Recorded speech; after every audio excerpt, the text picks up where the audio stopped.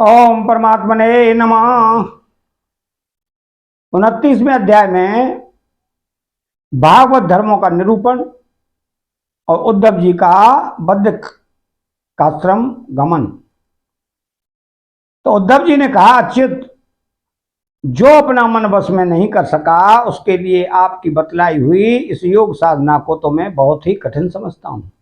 अतः अब आप कोई ऐसा सरल और सुगम साधन बतलाइए जिससे मनुष्य अनायास ही परम पद प्राप्त कर ले। तो कमल नयन, आप जानते ही हैं कि अधिकांश योगी जब अपने मन को एकाग्र करने लगते हैं तब वे बार बार चेष्टा करने पर भी सफल न होने के कारण हार मान लेते हैं और उसे बस में न कर पाने के कारण दुखी हो जाते हैं। तो पद्म लोचन, आप विश्वेश्वर हैं, आपके ही द्वारा सारे संसार का नियमन होता है। इसी से सारा सार विचार में चतुर मनुष्य आपके आनंद वर्षी चरण कमलों की शरण लेते हैं और अनायास ही सिद्धि प्राप्त कर लेते हैं। आपकी माया उनका कुछ नहीं बिगाड़ सकती। क्यों? उन्हें योग साधन और कर्मानुष्ठान का अभिमान नहीं होता। पर जो आपके चरणों का आश्रय नहीं लेते वे योगी और कर्मी अपने साधन के घमंड से फूल जाते हैं। अवश्य आपकी माया ने उनकी मति हर ली है। प्रभु, आप सबके हितैषी सुहृद हैं। आप अपने अनन्य शरणागत बलि आदि सेवकों के अधीन हो जाएं, यह आपके लिए कोई आश्चर्य की बात नहीं है। क्यों कि आपने रामावतार ग्रहण करके प्रेम बस वानरों से भी मित्रता का निर्वाह किया। यद्यपि ब्रह्मा आदि लोकेश्वर गण भी अपने दिव्य किरीटों को आपके चरण कमल रखने की चौकी पर रगड़ते रहते हैं। प्रभु, आप सबके प्रियतम स्वामी और आत्मा हैं। आप अपने अनन्य शरणागतों को सब कुछ दे देते हैं। आपने बलि, प्रहलाद आदि अपने भक्तों को जो कुछ दिया है उसे जानकर ऐसा कौन पुरुष होगा जो आपको छोड़ देगा। यह बात किसी प्रकार बुद्धि में ही नहीं आती कि भला कोई विचारवान विस्मृति के गर्त में डालने वाले, तुच्छ विषयों में ही फंसा रहने वाले भोगों को क्यों चाहेगा। हम लोग आपके चरण कमलों की रज के उपासक हैं। हमारे लिए दुर्लभ ही क्या है। भगवान, आप समस्त प्राणियों के अंतःकरण में अंतर्यामी रूप से और बाहर गुण रूप से स्थिर होकर उनके सारे पाप ताप मिटा देते हैं और अपने वास्तविक स्वरूप को उनके प्रति प्रकट कर देते हैं। बड़े बड़े तत्वज्ञानी, ब्रह्मज्ञानी ब्रह्मा जी के समान लंबी आयु पाकर भी आपके उपकारों का बदला नहीं चुका सकते। इसी से वे आपके उपकारों का स्मरण करके क्षण क्षण अधिकाधिक आनंद का अनुभव करते रहते हैं। तो श्री सुखदेव जी कहते हैं कि परीक्षित, भगवान श्री कृष्ण ब्रह्मादि ईश्वरों के भी ईश्वर हैं। वही सत्वरज आदि गुणों के द्वारा ब्रह्मा विष्णु और रुद्र का रूप धारण करके जगत की उत्पत्ति स्थिति आदि के खेल खेला करते हैं। जब उद्धव जी ने अनुराग भरे चित्त से उनके यह प्रश्न किया तब उन्होंने मंद मंद मुस्काकर बड़े प्रेम से कहना आरंभ किया। तो श्री भगवान ने कहा कि प्रिय उद्धव, जब मैं तुम्हें अपने उन मंगलमय भागवत धर्मों का उपदेश करता हूं जिनका श्रद्धा पूर्वक आचरण करके मनुष्य संसार रूप दुर्जय मृत्यु को अनायास ही जीत लेता है। उद्धव जी, मेरे भक्त को चाहिए कि अपने सारे कर्म मेरे लिए ही करे और धीरे धीरे उनको करते समय मेरे स्मरण का अभ्यास बढ़ाए। कुछ ही दिनों में उसके मन और चित्त मुझ में समर्पित हो जाएंगे और उसके मन और आत्मा मेरे ही धर्मों में रम जाएंगे। मेरे भक्त साधुजन जिन पवित्र स्थानों में निवास करते हों उन्हीं में रहें। देवता, असुर अथवा मनुष्यों में जो मेरे अनन्य भक्त हों उनके आचरणों का अनुसरण करें। पर्व के अवसरों पर सबके साथ मिलकर अथवा अकेला ही नृत्य गान वाद्य आदि माँ राजोचित ठाट बाट से मेरी यात्रा आदि के महोत्सव करें। शुद्धांतकरण पुरुष आकाश के समान बाहर और भीतर परिपूर्ण एवं आवरण शून्य मुझ परमात्मा को ही समस्त प्राणियों और अपने हृदय में स्थित देखें। निर्मल बुद्धि उद्धव जी, जो साधक केवल ज्ञान दृष्टि का आश्रय लेकर संपूर्ण प्राणियों और पदार्थों में मेरा दर्शन करता है, उन्हें मेरा ही रूप मानकर सत्कार करता है तथा ब्राह्मण और चांडाल, चोर और ब्राह्मण भक्त सूर्य और चिंगारी तक कृपालु और क्रूर में समान दृष्टि रखता है, उसे ही सच्चा ज्ञानी समझना चाहिए। जब निरंतर सभी नर नारियों में मेरी ही भावना की जाती है, तब थोड़े ही दिनों में साधक के चित्त से स्पर्धा, होड़, ईर्ष्या, तिरस्कार और अहंकार आदि दोष दूर हो जाते हैं।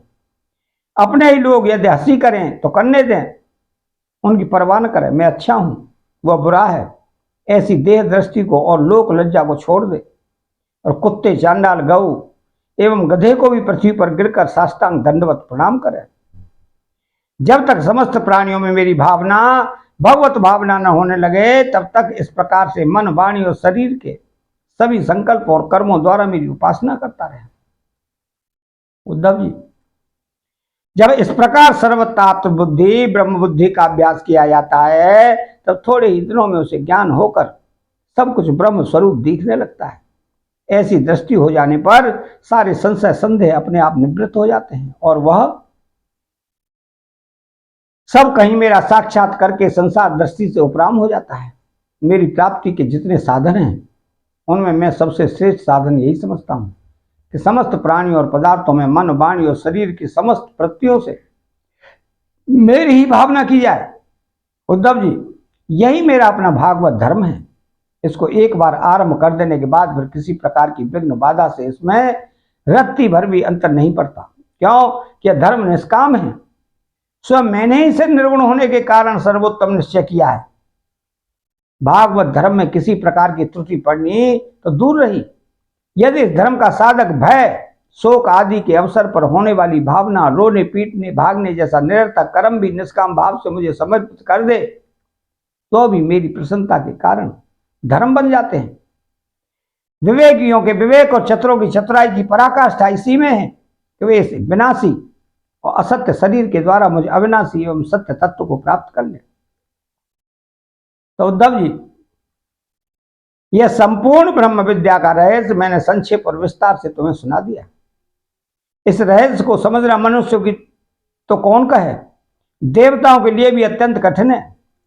मैंने जिस सुस्पष्ट और युक्ति युक्त ज्ञान का वर्णन बार बार किया है, उसके मर्म को जो समझ लेता है, उसके हृदय की संशय ग्रंथियां छिन्न भिन्न हो जाती हैं और वह मुक्त हो जाता है। मैंने तुम्हारे प्रश्न का भली भांति खुलासा कर दिया। तो जो पुरुष हमारे प्रश्नोत्तर को विचार पूर्वक धारण करेगा, और वेदों के भी परम रहस्य सनातन पर ब्रह्म को प्राप्त कर लेगा।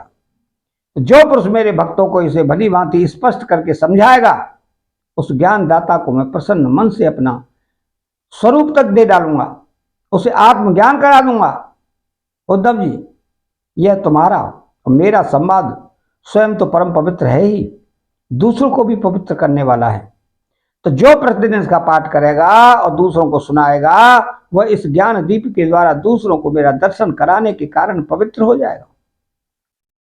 तो जो कोई एकाग्र चित्त से इससे श्रद्धा पूर्वक नित्य सुनेगा, उसे मेरी पराभक्ति प्राप्त होगी, वह कर्म बंधन से मुक्त हो जाएगा। प्रिय सखे, तुमने भली भांति ब्रह्म का स्वरूप समझ लिया है और तुम्हारे चित्त का मोह एवं शोक तो दूर हो गया। तुम इसे दाम्भिक, नास्तिक, रसाट, अश्रद्धालु, भक्तिहीन और उद्धत पुरुष को कभी मत देना, जो इस दोषों से रहित हो, ब्राह्मण भक्त हो, प्रेमी हो, साधु स्वभाव हो और जिसका चरित्र पवित्र हो, उसी को यह प्रसंग सुनाना चाहिए। यदि शूद्र और स्त्री भी मेरे प्रति प्रेम भक्ति रखते हो, तो उन्हें भी इसका उपदेश करना चाहिए। जैसे दिव्य अमृत पान कर लेने पर भी कुछ भी पीना शेष नहीं रहता, वैसे ही यह ज्ञान जान लेने पर जिज्ञासु के लिए और कुछ भी जानना शेष नहीं रहता। प्यारे उद्धव, मनुष्यों को ज्ञान, कर्म, योग, वाणिज्य और राज दंडादि से क्रमशः मोक्ष, धर्म और काम और अर्थ रूप फल प्राप्त होते हैं, परंतु तुम्हारे जैसे अनन्य भक्तों के लिए वह चारों प्रकाश का फल केवल मैं ही हूं। जिस समय मनुष्य समस्त कर्मों का परित्याग करके मुझे आत्मसमर्पण कर देता है, उस समय मेरा विशेष माननीय हो जाता है। मैं उसे उसके जीवत्व से छड़ाकर अमृत तत्व की, मोक्ष की प्राप्ति करा देता हूं और वह मुझसे मिलकर मेरा स्वरूप हो जाता है। तो श्री सुखदेव जी कहते हैं कि परीक्षित, अब उद्धव जी योग मार्ग का पूरा पूरा उपदेश प्राप्त कर चुके थे। भगवान श्री कृष्ण की बात सुनकर उनकी आंखों में आंसू मड़ आए, प्रेम की बाढ़ से गला रुंध गया, चुपचाप हाथ जोड़े रह गए, वाणी से कुछ बोला न गया। उनका चित्त प्रेम आवेश से बेहमल हो रहा था। उन्होंने धैर्य पूर्वक उन्हें रोका और अपने को अत्यंत सौभाग्यशाली अनुभव करते हुए सिर से यदुवंश शिरोमणि भगवान श्री कृष्ण के चरणों को स्पर्श किया तथा हाथ जोड़कर उनसे यह प्रार्थना की।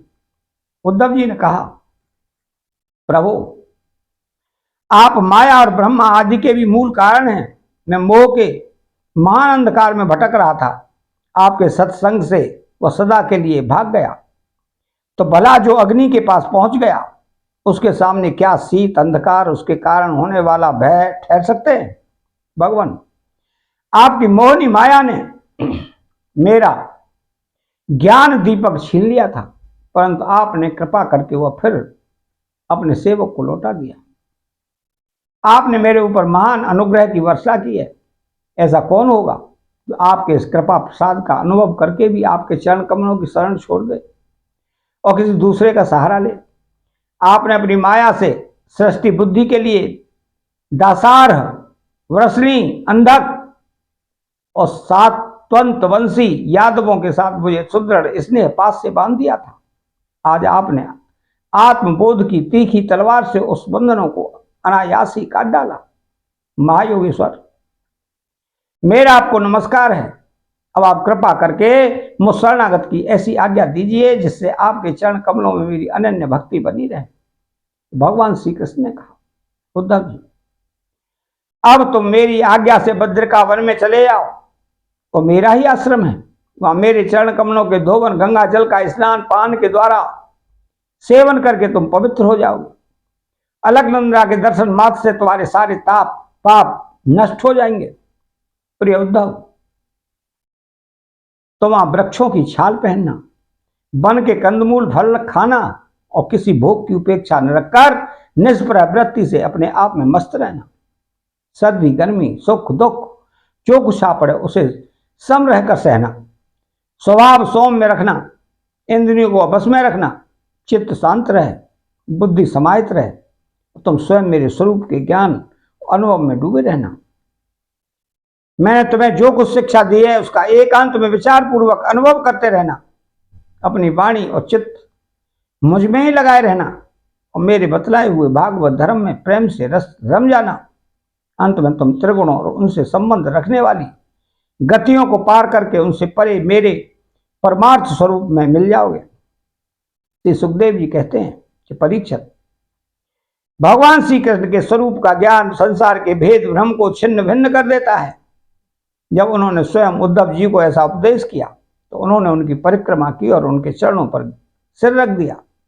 इसमें संदेह नहीं है कि उद्धव जी संयोग वियोग से होने वाले सुख दुख के जोड़े से परे थे, क्योंकि वो भगवान के निर्द्वंद चरणों की शरण ले चुके थे। फिर भी वहां से चलते समय उनका चित्त प्रेमावेश से भर गया। उन्होंने अपने नेत्रों की झरती हुई अश्रुधारा से भगवान के चरण कमलों को भिगो दिया। परीक्षित, भगवान के प्रति प्रेम करके उनका त्याग करना संभव नहीं है। उन्हीं के वियोग की कल्पना से उद्धव जी कातर हो गए, उनका त्याग करने में समर्थ न हुए, बार बार विह्वल होकर मूर्छित होने लगे। कुछ समय के बाद उन्होंने भगवान श्री कृष्ण के चरणों की पादुकाएं अपने सिर पर रख ली, बार बार भगवान के चरणों में प्रणाम करके वहां से प्रस्थान किया। भगवान के परम प्रेमी भक्त उद्धव जी हृदय से उनकी दिव्य छवि धारण किए बद्रिकाश्रम पहुंचे। वहां उन्होंने तपोमय जीवन व्यतीत करके जगत के एकमात्र हितैषी भगवान श्री कृष्ण के उपदेशानुसार उनकी स्वरूप भूत परम गति प्राप्त की। भगवान शंकर आदि योगेश्वर भी सच्चिदानंद घन स्वरूप भगवान श्री कृष्ण के चरणों की सेवा किया करते हैं। उन्होंने स्वयं श्रीमुख से अपने परम प्रेमी भक्त उद्धव के लिए इस ज्ञानामृत का वितरण किया। यह ज्ञानामृत आनंद महासागर का सार है। जो श्रद्धा के साथ इसका सेवन करता है वह तो मुक्त हो ही जाता है, उसके संग से सारा जगत मुक्त हो जाता है। परीक्षित, जैसे भौरा विभिन्न गुणों से उसका सार सार मधु संग्रह कर लेता है, वैसे ही स्वयं वेदों को प्रकाशित करने वाले भगवान श्री कृष्ण ने भक्तों को संसार से मुक्त करने के लिए यह ज्ञान और विज्ञान का सार निकाला है। उन्होंने जरा रोग आदि भय की निवृत्ति के लिए क्षीर समुद्र से अमृत भी निकाला था तथा उन्हें क्रमशः अपने निवृत्ति मार्गी और प्रवृत्ति मार्गी भक्तों को पिलाया। वही पुरुषोत्तम भगवान श्री कृष्ण सारे जगत के मूल कारण है। मैं उनके चरणों में नमस्कार करता हूं।